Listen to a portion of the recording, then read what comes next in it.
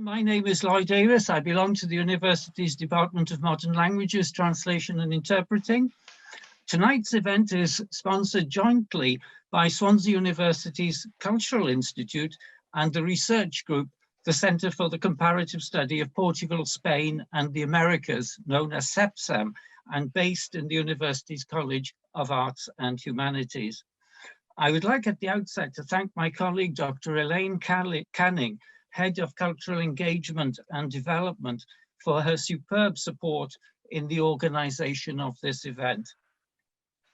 The Cultural Institute, headed by Dr. Canning, serves as a general hub for culture and the creative arts, not only in the university, but in the Swansea Bay region and beyond. It is associated with major research organizations such as the Richard Burton Centre for the Study of Wales, and it administers the Dylan Thomas Prize, one of the biggest literary prizes in the world for young writers. It has links with arts organizations such as the British Council, the Hay Festival, and the Jaipur Literature Festival. Our research group, CEPSAM, serves as a specialist hub for Hispanists based in Welsh institutions of higher education.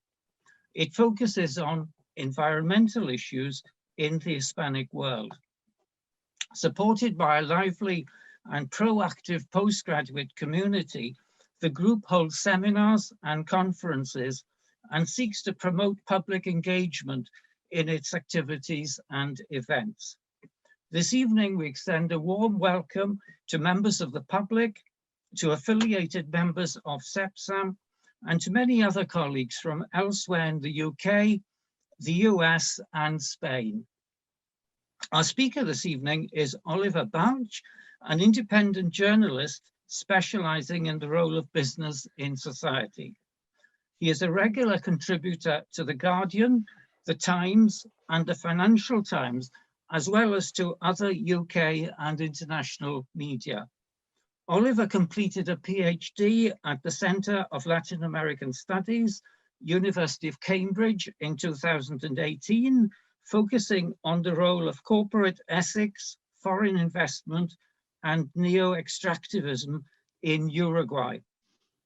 He is the author of 3 travel books, including Viva South America. His latest book project focuses on Amazonia. He has served as chair and moderator at international festivals and other literary events. He is based in Porto, Portugal, and in Hay-on-Wye, Wales, UK.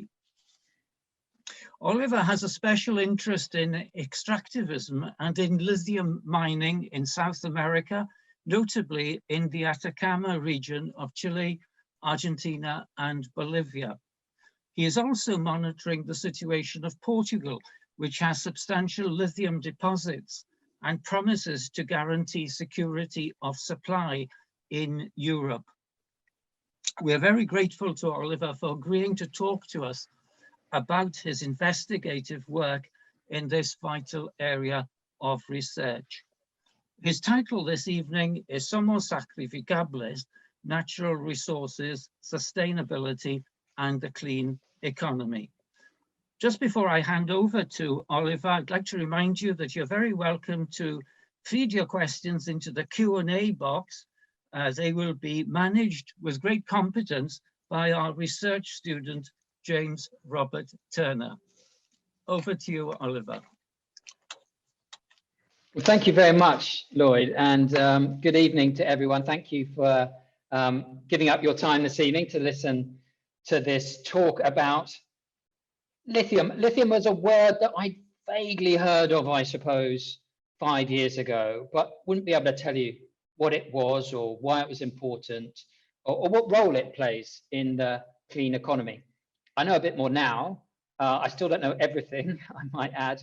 I'm not a mining expert. I'm a journalist, particularly interested in corporate ethics. I specialize in the interface between business and society, business and the environment. So I moved to Portugal 3 years ago, and the story really starts there. I heard in the press that Portugal was going to develop lithium mines. And I thought, gosh, how curious. What are these things? Why are they doing it? And what do people think about it, most importantly?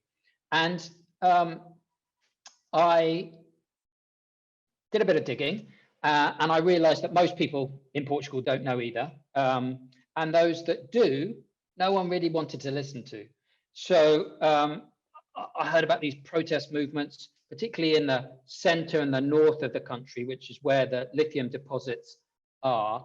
And it turns out that the lithium, primarily, lithium's in everything, battery-wise. So it's a super light, energy-dense metal that can store electricity in very efficient ways. So it goes into these small lithium-ion batteries that appear in your watch, maybe, or in your mobile phone, certainly. So lots of electronic devices, but also in the batteries for electric vehicles. So the last 10 years has been a fight between different types of battery technologies, and the one that seems to have come to the fore is lithium-ion.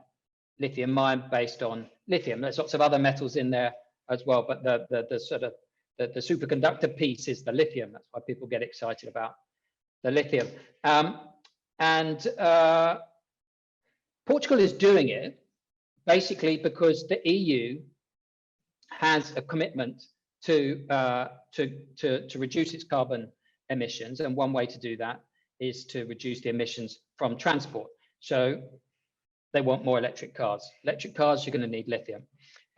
So it struck me that there was a really interesting story here, because I mean, we all want to, hopefully we all care about climate change. We want clean technologies to come in. They must be part of the solution. But at what cost? And it's that cost question that I want to investigate a bit this evening. So we're going to talk about yes, the costs of clean technology, how it's legitimized. So if there are negative costs, how do they get sold into the public? How do we buy into them? How do we allow this to happen? And then if we're not happy with it, which some people aren't, what options are there for resistance? And I'm going to be using my experience in the private sector, not in the private sector, but studying the private sector, to try and get into their heads, because I think that's perhaps where on the outside, as campaigners and NGOs and environmentalists, it's easy to demonize the capitalist mob, you know, the people that are out there mining and building these cars and whatnot. I think if we can get into their heads, that we can then understand how to unpick and resist their development strategies. So we're going to talk a bit about costs, a bit about legitimization, and then a bit about resistance, particularly through what the scholars called stakeholder theory. But before I do much talking, I'm quite uncomfortable doing the talking, but you might have picked up on that. I like asking questions. And it struck me, rather than repeat what people had told me when I went to do this long article that appeared in the long read for The Guardian. It took me about 9 months investigating. I spoke to loads of people, all who were super helpful, but two in particular who know these issues inside out. Dr. Thea Riofrancos from Providence College in the States. She's an expert in global supply chains and the clean economy. And Ramón Balcázar, who I'm going to invite to speak now. And Ramón is a student in Mexico City, but spent years in activism in Atacama, the Atacama Desert, the region where Lloyd referenced before, a center of the lithium. Now I'm hoping he's going to come in from Mexico.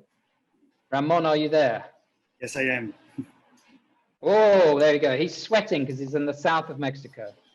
Yes, yes, it's very hot here. Thank you for the invitation, Oliver and University. So you wanted me to share something about the impacts in the natural environment in Atacama, right? So as you said, I've spent for almost 5 years actually living there in San Pedro de Atacama. I'm still between San Pedro and Mexico City actually. But it was the time when lithium mining started to expand in the region. in response to what you just explained. So we saw that the conditions in which the new contracts and all the negotiations between the companies, state and local communities were not very clear for us. So we started to conduct our own research, and we realized that actually there was a little knowledge about not only the impacts, but the nature of the basin of the Atacama salt flat. And we also realized that there were many other projects coming to the region. And then after the first years, we also realized that this was also happening in Argentina and of course in Bolivia. So the situation is very different between these three countries, but there are many factors in common.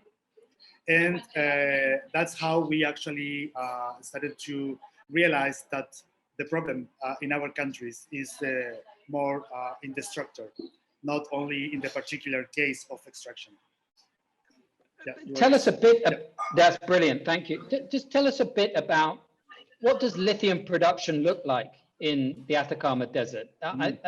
Tell us a bit about how they get the stuff out of the ground and what the impacts are that you've seen, the environmental impacts in particular. Yeah, actually, something that few people knew at that time was that lithium is within water, it's in the brine. So according to the Chilean law, which was inherited from the dictatorship, actually, it's all the legal framework, actually, the current legal framework comes from the dictatorship. It's exactly what we are trying to change in Chile since 2019, October 2019, and the new constitution process. So we realized that the brines were not treated as water, and that all these mining companies actually grabbed water rights because water was privatized during the dictatorship in Chile. So it was very complex actually to know exactly how much water, how much brine they were using. These companies are not really forced to disclose all this information. And also we realized that the state doesn't have the capacity actually to assess properly the impacts of lithium mining. Plus lithium mining, it's in the same territory, the same basin with very big copper projects like BHP, Antofagasta Minerals, that are extracting a lot of fresh water. So the problem is not only about lithium, it's also about the other mining projects, it's a lack of knowledge. And the salt flats are actually not very like, sometimes when we see images or videos, we see like the white crust, so we can imagine life there. But it's not the case. Actually, there are wetlands, microlife, which is very important, but also indigenous and rural communities that are all depending on this very fragile balance. Yeah, so I think it's worth saying that the Atacama is the driest place on Earth, 50 times drier than Death Valley, as I understand. But there is water there. There's water in the aquifers under the ground. And what you're saying is that there's water and there's brine. The lithium is in the brine. They take that to the surface. They pump it out onto the flats where they dry it out. But the equilibrium of brine and water, which are separated, is messed up. And you've got these copper mines as well that are taking water out. And that is having what environmental effects on biodiversity, on pasture lands, on that sort of thing? Actually, the Atacama salt flat has 7 protected areas and 3 Ramsar sites. Mostly because of this unique and very fragile wildlife that actually depends on this equilibrium. And also it's being menaced by the climate change itself. So the issue that lithium is supposed to solve is actually also provoking the more impacts in this territory. It's very paradoxical because actually the temperature, the surface temperature has risen. Also, the rains actually changed in this area. For example, only in the Atacama salt flat basin, the total extraction of water is equals 180 million liters a day, and the pluviometry, like it's about between 10 or 20 millimeters a year. So it's very extreme, and that's why it's so important actually to care about the water that it's still there, and the water that allows life to happen. Yeah. So Ramón, I've just got two more questions. This is perfect. Thank you. I think hopefully, I mean, if you're able to stay on, we can ask questions later. But my two questions. One is, you're part of this observatory, the plurinational observatory of the Andean salt flats. You have a network of community groups and experts and scientists, and you've been collecting data over many years to show the impact of this lithium mining. What do the companies say? I mean, you're taking this information to the companies, surely. What reaction do you get? Well, in Chile, we got a problem of corporate capture, very serious corporate capture. So I don't think that companies really worry about what we say, because, for example, SQM is a company that was privatized, was given to at that time, son-in-law of Pinochet, for example. It's a person that is financing political campaigns, the political campaigns of the current president, the former one, a socialist. They've been, for example, all these are cases that are public. It's not something that I am just thinking or guessing. It's public, it's in the media. Some cases are being also in court. So they are financing political campaigns. They are also given instructions for reforms on the environmental law, for example. So we in Chile and the members of OPSAL, we don't really trust our institutions. And that's why we insist that we cannot talk about sustainable lithium mining in Chile, because we don't have the institutions for that. We don't have enough information. We don't have enough transparency. We have a lot of corruption and violence. So when communities resist these projects, actually, they face police violence, police repression, and that's exactly what we see today in the south of Chile, for example. And Ramón, the last question. The title of this talk is Somos Sacrificables, which is a term that you used when we spoke. What do you mean by that term? What's it mean in English, and then what's the thinking behind it? Yeah, that term came from zonas de sacrificio, like sacrifice zones.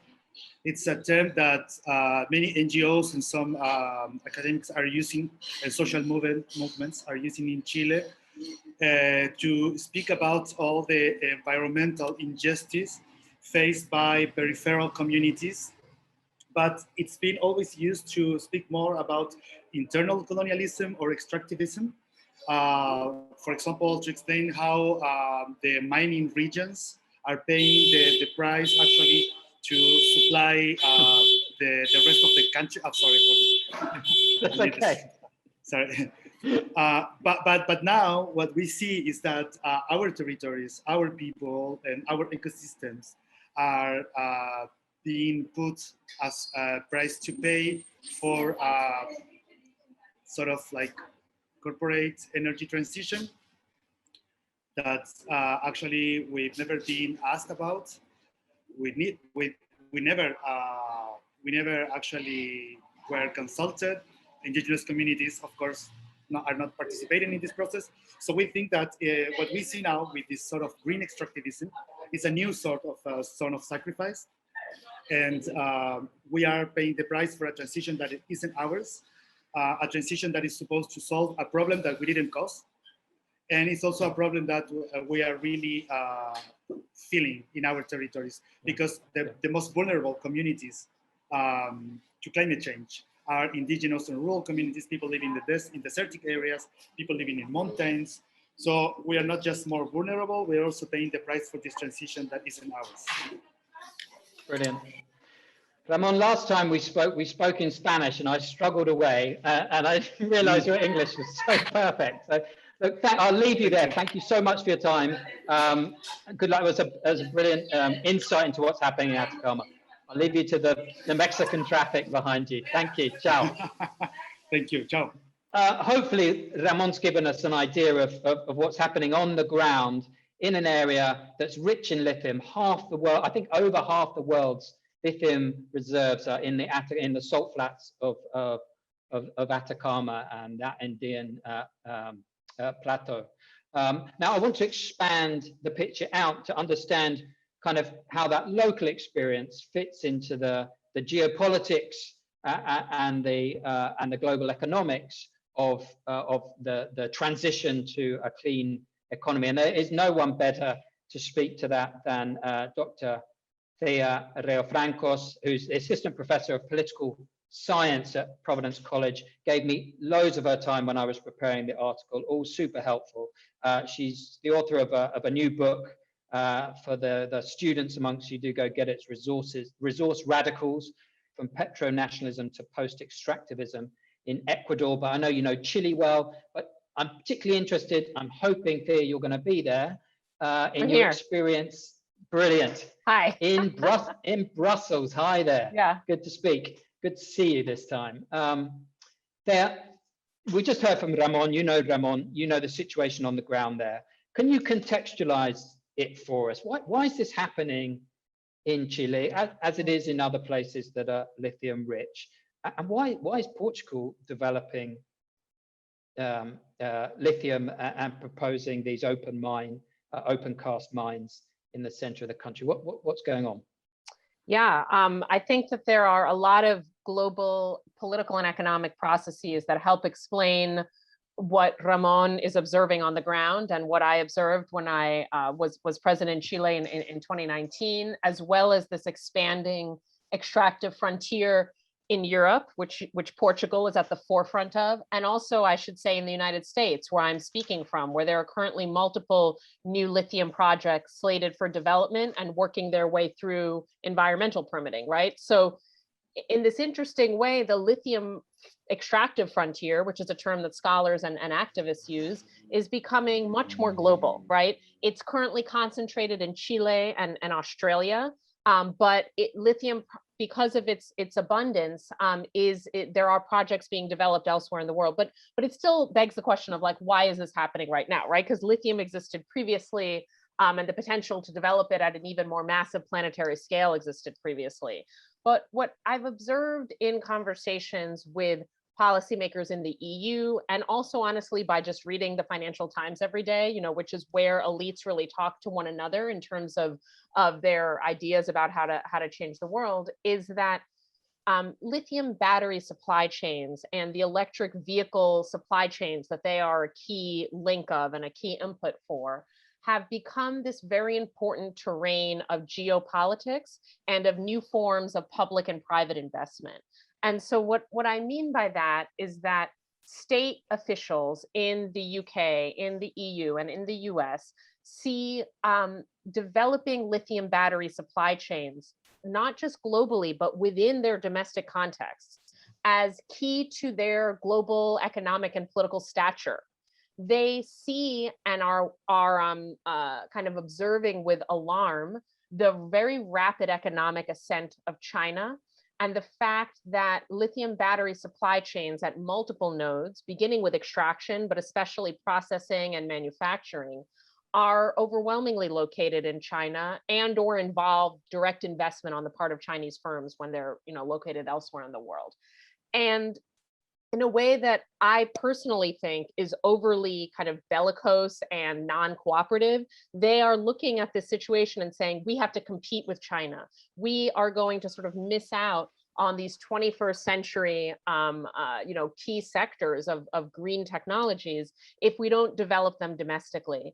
And what that has kind of done, along with other factors, for example, the way that COVID brought a lot of attention to supply chains and the ease with which they can be disrupted in global capitalism, right? So there are other factors here as well, but policymakers are starting to say, not only do we want more US and European firms involved in this and competing, you know, and sort of being more successful in competing with Chinese firms, but we actually want more nodes of extraction and manufacturing linked to batteries within our jurisdiction, directly under our political and territorial control. And the result of that is kind of twofold. And I'll end this, you know, initial comment here. On the one hand, we have continued intense and rapacious extraction in the global south, right? Like Ramón just laid out, whether it's for lithium, for cobalt, for copper, for nickel, right? So the same communities that have borne the brunt of the devastation of global capitalism, especially environmental and social, continue to bear that brunt because the demand is skyrocketing. So there's just room for more, right? So those communities are still experiencing what they're experiencing. Alongside that, there are new projects being developed within the global north, which is bringing some of those environmental and social concerns into more visible kind of plain view, I think, within the global north, as we see in Portugal, and also occasioning new forms of anti-extractive conflict within the boundaries of Europe and the US, right? And so it's this attempt on the part of policymakers to see lithium-ion battery supply chains as like geostrategically important, that's actually resulting in this shifting and expanding global extractive frontier in order to feed the demand for those technologies. Wow. In a way, I suppose there's an interesting argument to say, well, we should be developing this stuff. We should be digging up our mountains. It's not fair that I want to drive an EV. Why should Ramón have to pay the price and his community in Chile? Is that defense being put forward? I mean, are politicians bold enough to say that, or do they come up with this supply security argument, the kind of sovereignty of resources and yeah. That's a really great point, because it gets at like the very fraught ethics of global capitalism, right? Which is to say that one reasonable response to the fact that the global south, due to a colonial legacy, right, has so often paid the price, the social and environmental price for global production. One reasonable response to that from an ethical or solidarity perspective in the global north is to say, well, maybe we should just have more of this extraction in the global north. Maybe that's the fairer thing to do. And I really do think there's something to that argument, meaning there's something to the idea that there should be a more equitable global distribution of resource extraction, and a more equitable distribution would almost be the opposite of the current distribution, right? Because it's so unfair how it's currently distributed.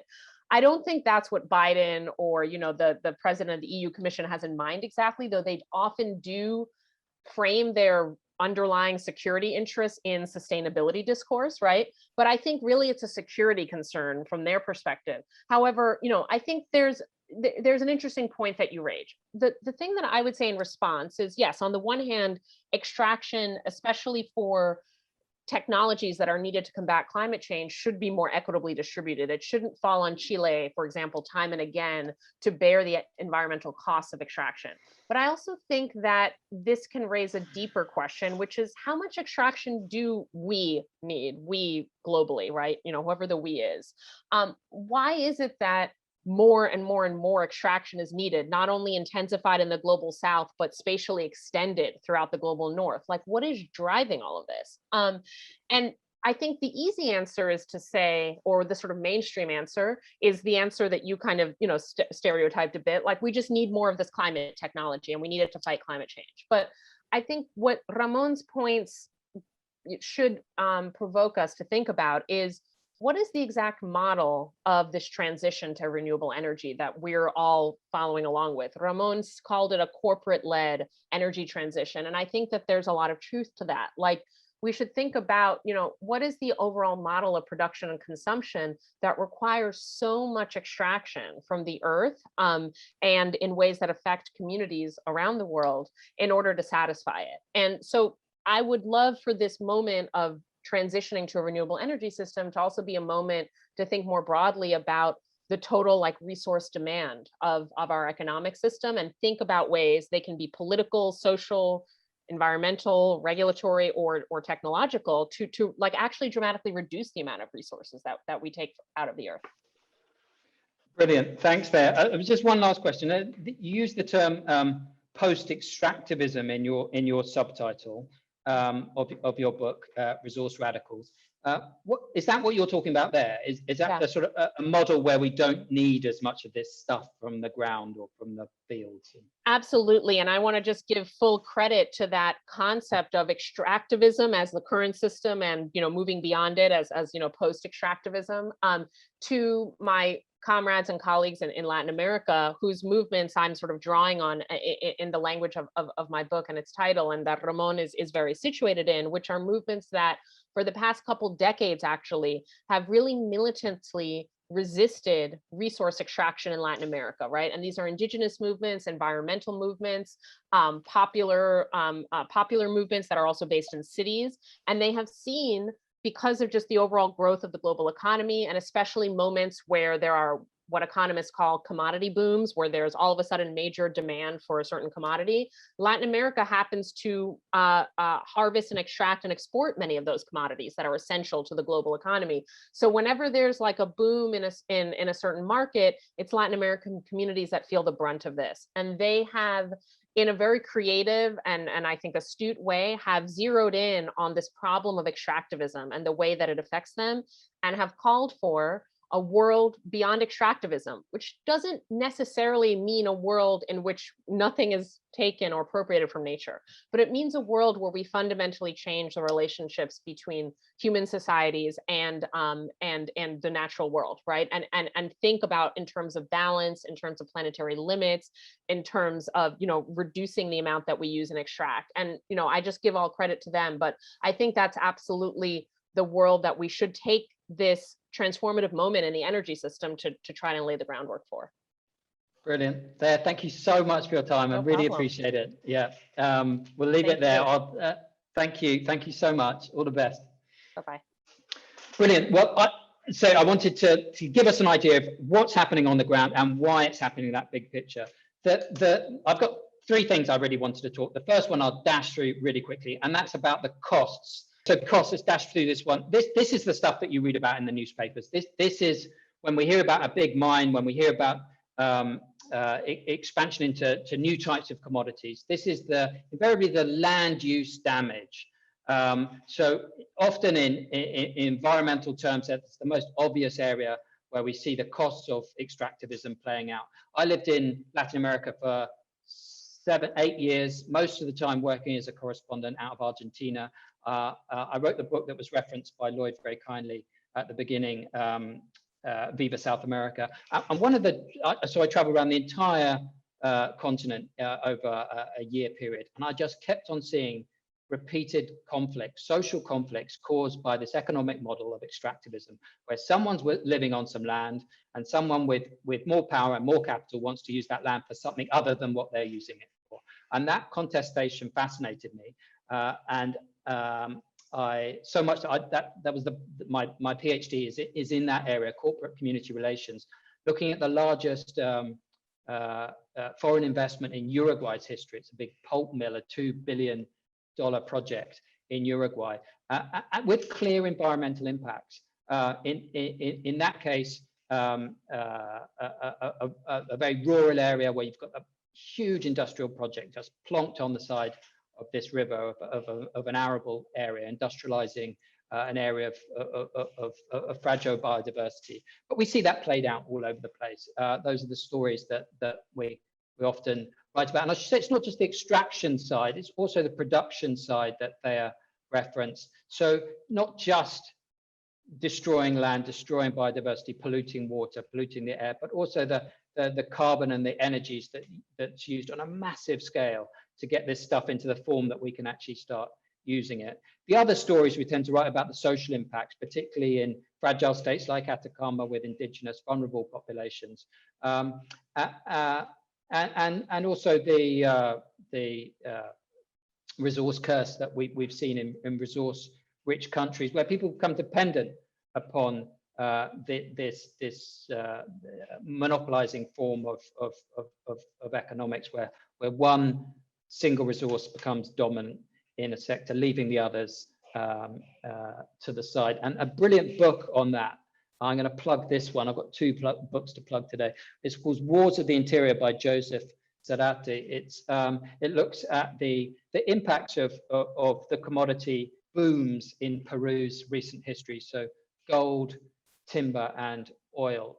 It's a very powerful, grounded reportage book. And then the economic side that also folds out of the resource curse. These big companies are given tax breaks. Invariably, the real value add is realized back in the home countries. And all these, what economists call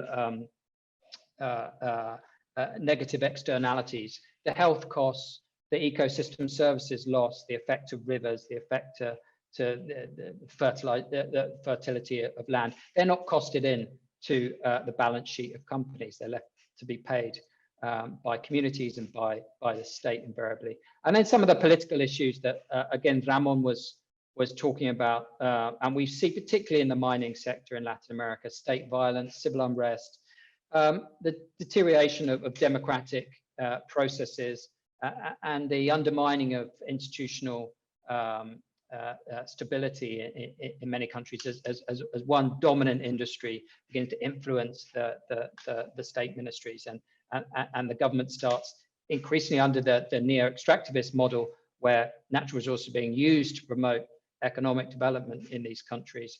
The priority of ministries becomes the industry rather than the citizen. So that's what I wanted to say about costs. The next thing I wanted to talk about was legitimization. Let me share my screen, new share. Sorry, these are very amateur on my desk type slides that I'm sharing with you. But legitimization, why is it, before we say how you do it and why is it important? I mean, it never used to be important. You didn't have to legitimize this stuff. Back in the colonial period, if you wanted something, as long as your army was bigger than the local army, you could go in and take it. That was the model for many hundreds of years, as Latin America knows only too well. And after that, still it wasn't terribly transparent. You perhaps couldn't send an army in, but you could have sent an accountant in with a large checkbook. With social media, with a savviness on the part of local communities, there's a veil of legitimacy around this stuff. Politicians need to be selling the extractivist project to their voters, otherwise they'll be voted out. And I became super fascinated by this through that example in Uruguay. The story kicked off by another pulp mill that was almost as big, at the time the biggest ever foreign investment in Uruguay's history, and it was super controversial. People, especially in Argentina, it was on the Rio de la Plata, between the Rio Uruguay that becomes the Rio de la Plata, a border river between the two countries. Argentina didn't want it. They saw it was on the Uruguayan bank. They saw they'd get all the pollution, but the Uruguayans didn't really want it either. And there was a lot of discussion and conflict. Then about 5 years later, up comes this new pulp mill, even bigger, silence, nothing. And I was just, how did that happen? How did the discourse change that in 5 years, what was seen as a threat, what was seen as a model that was at least up for discussion, became nothing? It had been legitimized, and I was really interested how that happened. And essentially, there's two models of doing this. There's the benefit side, which is the story that you'll always hear. So with this story on lithium that I did in Portugal, I phoned up Savannah Resources. It's a London-based company. It's one of many that are looking to invest. It's the furthest along. It's hoping to open its mine in the north of the country, in Trás-os-Montes region. The project's called the Barroso lithium project. And I spoke to the CEO, who's based in London, and he's a very articulate guy. And he's got this story. The benefits are only too clear to him. So at the local level, he'll talk about community projects they're doing. He'll talk about infrastructure, and they always talk about jobs. So 800 either direct or indirect jobs. It's always a bit fuzzy, that kind of difference, but it's the idea that they say these places are forgotten, they've been depopulated, which they have, there's no economic investment here, we'll come in, we'll get this place up on its feet. We'll take the mountain at the same time, but this is the trade-off. Bursaries for local students, so then they can go and work in the company. There's no reason for them to stay there, the same, we're giving you a reason. National level, again, it's broadly economic and employment driven. These jobs, they need specialist jobs that have locally, so they come from the big cities, from the universities, but it's the taxes that are supposedly to come in, despite these tax breaks, the royalties from extractive resources, again, you'll know about. And then the international piece, I think, is becoming more interesting with the transition to clean technologies, where you see discourses of climate resilience and climate responsibility being played out. So we're not just doing this for Portugal's good, we're not doing this for our own revenues, but we're doing this to meet the EU's carbon goals, and we're very much, you know, on that line of project. You can't offset all those costs that we just looked at in the project. So benefits, great, but there's a cost benefit trade-off discussion going on here. The benefits have always got to be greater than the costs in order to get this stuff legitimized, but the costs don't go away. It's a key point. So these are mitigated, the hierarchy of mitigation, they call it. So first you try and stop doing it, anything that's negative, then you try and reduce your impacts where you can. That's basically in two different ways. It's on the design side, it's the technology that they use. You're looking for savings on energy here. We'll recycle the water, that will use renewable energy, so they can present the project as being less impactful. So you've got a whole literature out there on responsible mining, where is essentially putting lipstick on the pig. It's still a pig, but it's not as ugly as it was. And then there's the legal process, and this is the more interesting side. I think this is where you get more traction in activism. Every country, even the least well governed, there is a planning process. You do need to jump through hoops. Environmental impact assessment is the moment for those that aren't happy with this process to have their say. It's never good enough, it's never strong enough, they're often ignored, their voice is not always included, and when it is, it's not taken into account like it should be. But there is a process, there are hoops that have to jump through, and there at least can be delays and costs added at that stage. And indigenous communities, as many of you might be aware, have the ILO Convention 169, which requires what they call FPIC, free, prior and informed consent. So technically, in an indigenous region, the indigenous community themselves have to be on board. They have to give it a thumbs up to say it's going to happen. That said, with something like lithium, where you can arguably say it's a strategic asset, that its exploitation is necessary to save the planet because of climate change, FPIC is ignored or overlooked.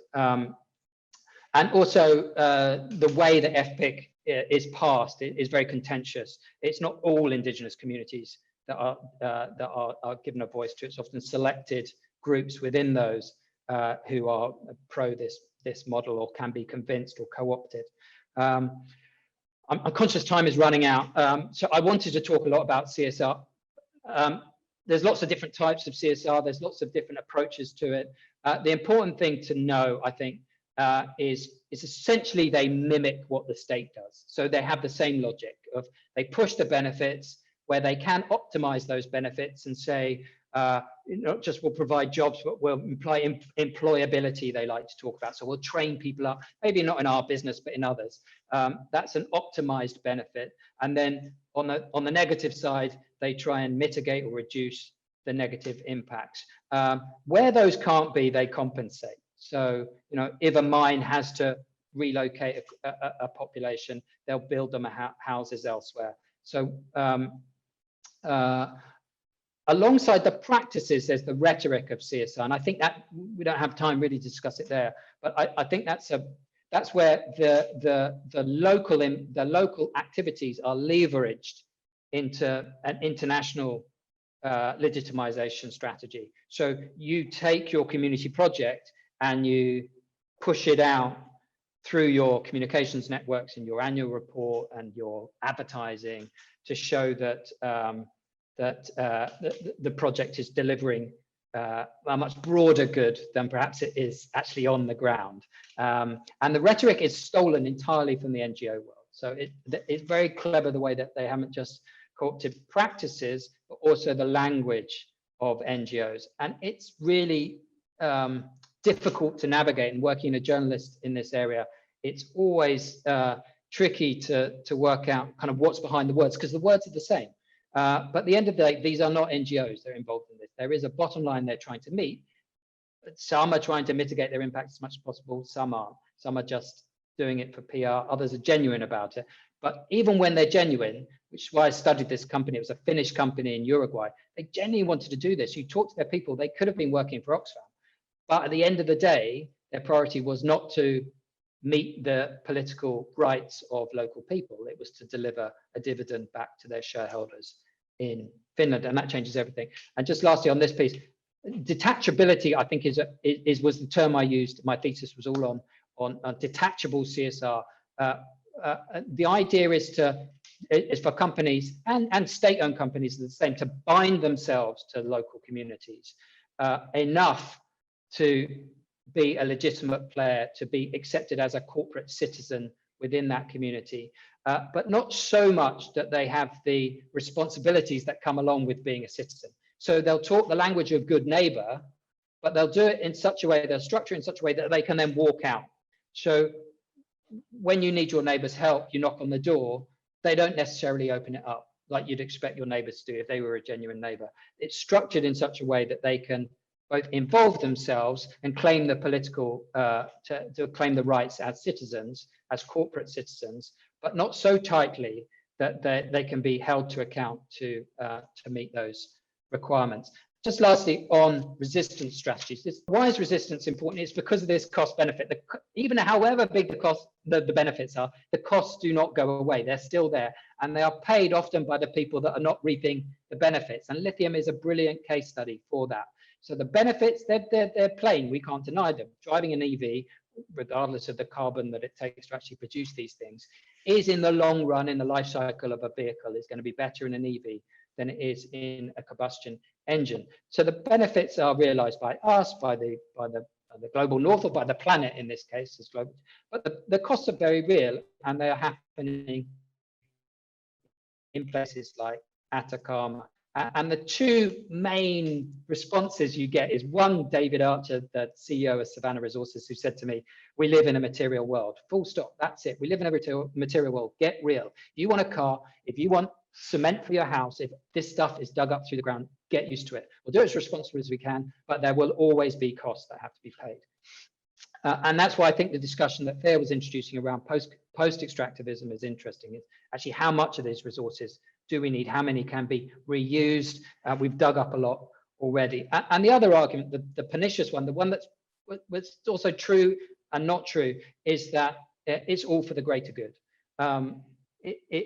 You see that happening. That's the Portuguese response. What do we care? I'm a metropolitan living in Lisbon. I think I want to live an eco life. I want to drive my EV. No one really lives in these places. I've never visited them. And anyway, it's for the greater good. Like, we need to save the planet. If we're going to lose a village, what do I care? I've never been to that village. It's in my country. I've never been. I've never met the people there. I've never asked them what they think. So resistance, how do you do it? Stakeholder theory. Ronald Mitchell, let's finish it. Ronald Mitchell wrote the seminal paper in 1997. Basically, companies will have a stakeholder map. When they start one of these extractive projects, they'll look at their risks and they'll map out who their stakeholders are. Stakeholder is a Weasley word because it assumes you've got a stake. If you don't have a stake, you don't have a place at the table. So if you're, for example, the case study that I know particularly well in the pulp mill, they literally do it, but on their maps, they drew a circle 6 kilometers around their mill. And they said, if you're inside that, you've got a stake. If you're outside that, you don't. And basically, a lot of the way to resist within their theory is to get inside that 6 kilometer radius. I don't mean moving necessarily, but I mean getting onto their radar, showing that, and the 3 criteria under Mitchell's stakeholder theory is urgency, power, and legitimacy. Urgency is around how important is this? How high up my to-do list do I have to put this? And most of these issues are at the bottom. And so finding deadlines, finding AGMs, that's why activist groups use these so effectively, because the AGM is going to happen. You can't avoid it. And if you can get your issue to the top of that list, so they have to pay attention, then you've got more likelihood of being heard, of resisting whatever project that you want to resist. So there's the urgency side, there's a legitimacy side. Legitimacy side is around your human rights, your political rights, your legal rights. That's contested territory. Political rights are, maybe they're on paper, as anyone that's fought these fights will know. A lot of the Zarate book is about land rights. It's about having tenure to your land. And even when you have a piece of paper, does the court recognize it? The company's gone and bought a bunch of other land titles and says yours is illegitimate. So there's the legitimacy piece. That's very powerful if it can be given weight, given strength, recognized. It plays well in the international media. These people obviously have rights. It's their land. It's that's what's being dug up. And power tends to be the area where most of these resistance struggles are fought. The problem is that these are big companies. They're often state-backed companies. They have all the power. So finding legal means, finding direct action, shareholder activism, and media can be or cooperation, not necessarily just media, but if a small group like Ramon's can link in with a WWF or a Conservation International or an Oxfam, suddenly their power grows. Power is defined within the stakeholder model as the ability to have to influence, to make a company sit up, let's say. So I think that's everything. I'm conscious of. I feel like I've been talking to a dozen and rambling a bit, but the idea was to use this new phenomenon of clean technology and extractivism's role through the lens of lithium in particular, to play out some of these issues of costs, who pays, how do they pay, how is the price of what they pay negotiated, the question of legitimization. How do they get away with this? How are we persuaded this is a good thing? Maybe it's partly a good thing, maybe it's not a good thing at all, maybe it's largely a good thing. But even within that spectrum, how is it legitimized through this discourse of benefits and through mitigation, and how CSR sort of props that whole game up?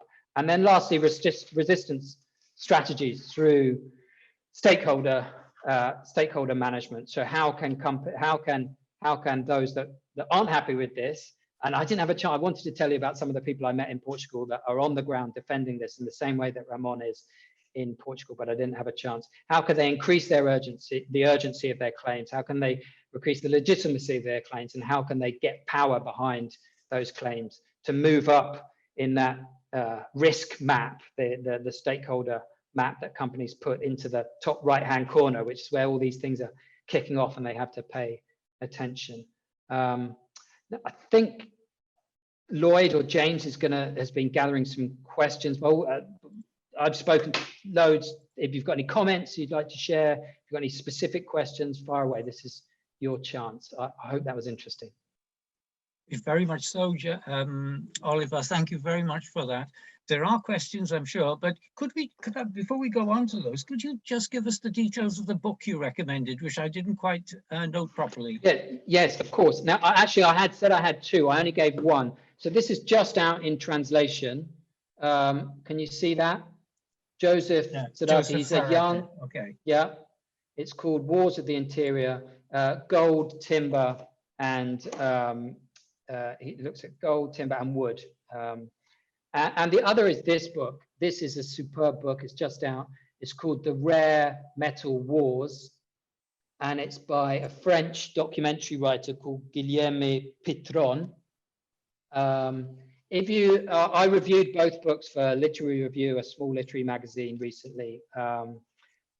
He talks about rare earth metals and picked up on Thea's point about how China is dominating the rare earth metal industry, how dependent we are. This is the rare earth metals are all the funny ones ending in ium that are in your smartphone. that are in microchips. Most of it's in China. And the interesting thing about what Pitron writes about in the book is one, that the extraordinary waste that there is in getting, they're rare earth metals for a reason. They're difficult to get, and you have to destroy a lot of land to get out a very small amount of ounces. And in China, the environmental impacts of this stuff is atrocious. I hadn't come across it, but your EV, your computer, it's full of this stuff. The more interesting thing is about how China is creating a vertical industry. It's not collecting this stuff and sending it to US manufacturers. It's developing its own battery. Oh, we'll have to cut in, sorry, because we're going to run out of time for questions otherwise. Sorry. What we're going to do is we're going to go on to about 8:05, just so that we do have some time to ask some questions. We've got a couple coming through. Originally, I was going to ask people if they wanted to raise their hands to ask questions over the microphone, but because we are slightly running out of time, I'm going to limit it to reading them out, unfortunately. We've got a great one to start off with from Etinosa. They say, when you say a structural problem, I think that phrase was repeated a few times. Is it also a cultural problem? Yeah, I can't remember when I said structural problem, whether it was me or whether it was there, but yeah, of course it's a cultural problem. And I think it comes in the lithium. It picks up on this point that I'm driving my EV in Brussels. I think I'm doing the right thing, right? I think it's I'm buying organic. I'm trying to save the world. And I'm not really thinking where this stuff comes through from. And I think it's intentional ignorance, I'm loath to say. I think we could find this stuff out. We don't want to know. It asks too many difficult questions. When this piece came out that I did on lithium, the attack was immediate. It didn't help that the headline was white oil or something like that.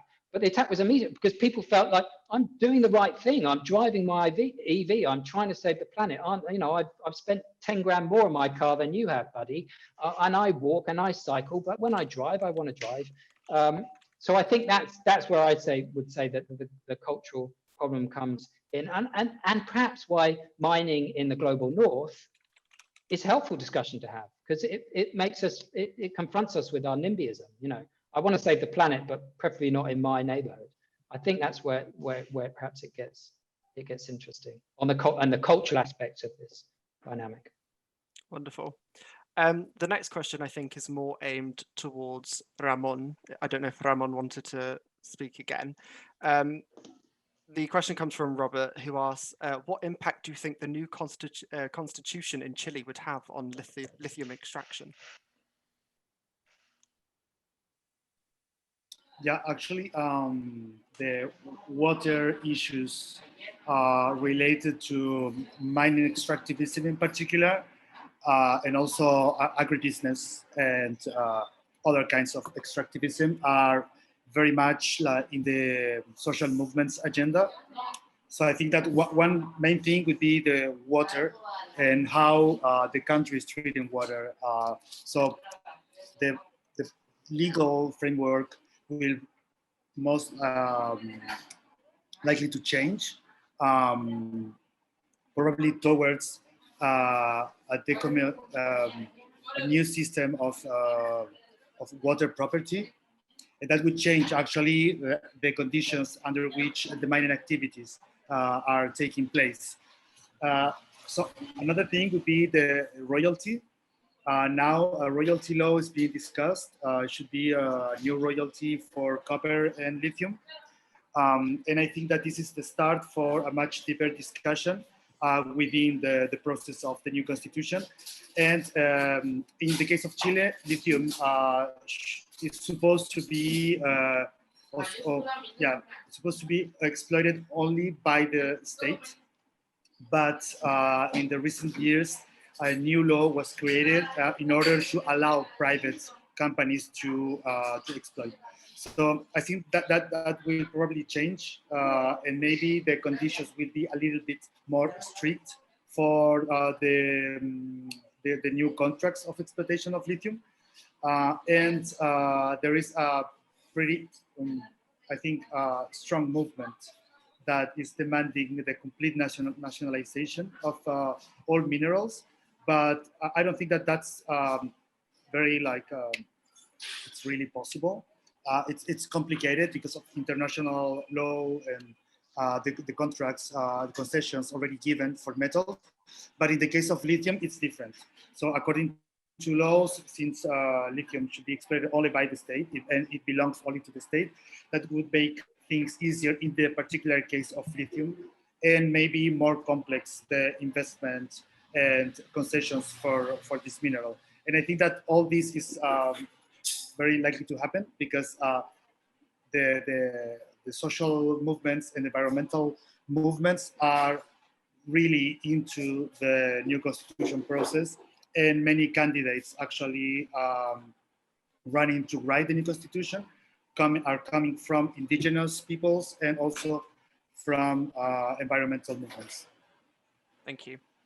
The next question comes from Rebecca. She starts by thank you for the fascinating talk. She says, just thinking about the coal mine controversy in Cumbria, some of the arguments being made in favor of that is it's better to extract coal in the UK than competitive countries such as Brazil or China because our environmental and labour laws are more robust. Could a similar argument therefore be made in the case of lithium in Portugal? And is it being made on the ground? One thing that's important to note on the production of lithium is there's two basic ways you can get lithium out of the ground. One is from subterranean aquifers, like as happens in Chile. The other is more traditional extractive mining. So you dig the stuff up. Of course, the argument is being made that we have more robust environmental legislation. We have a more active civil society that's watching, but I mean it's difficult. It's difficult to however many ways you try and dress up a mining project as responsible. At the end of the day, you are digging a finite resource out of the ground and leaving a big hole. What's happening in Portugal is actually the lithium. The amount of lithium you're getting out of these mines is quite small. It's probably not enough to make it economically justifiable. What they're doing is they're digging up other metals, zinc, tungsten, but they're doing it in an open pit manner. So before, the environmental impacts were mitigated because it was all subterranean tunnels. But that's really expensive to mine in that way. What they're doing with lithium is they're getting basically a rubber stamp to say, we're just going to dig a big hole here, and whatever comes out, we'll commercialize. And we can do that at huge environmental cost because we're going to be saving the planet elsewhere, or here, or wherever. But the economics of it are not in the lithium. It's in the other stuff that they're currently, it's very expensive for them to get out of the ground. So yeah, horses and whatever the phrase is. There are the robustness of environmental legislation is unequivocally stronger in Europe, but it won't stop big scars being left on the countryside, which might be a price we have to pay. I do think that's probably the last question we could have had today. There are loads of other questions we've got in the Q&A box, though. I'm sure we can find a way to save these questions. We might be able to pose them to you via email and get that sent out, or alternatively, we could arrange a follow-up presentation with you. But I'll hand back over to Lloyd now to conclude today's event. Many thanks, Oliver, for a brilliant presentation, which was enhanced by the participation of Thea and Ramón, who are able to bring their own personal perspectives and experience. It's an urgent topic and one which you treated with clarity and conviction. I, for one, will be looking out for your future articles in The Guardian and Financial Times to keep myself updated. And I'll also be looking out for your book on Amazonia, which I look forward to reading. So thank you very much, Oliver, for a great presentation, which aroused much interest, as indicated by the number of questions. I'd also like to thank Elaine, my colleague, once more, also Matt and James for dealing with the questions so competently. So thank you very much indeed to all. Thank you. Bye. Thank you.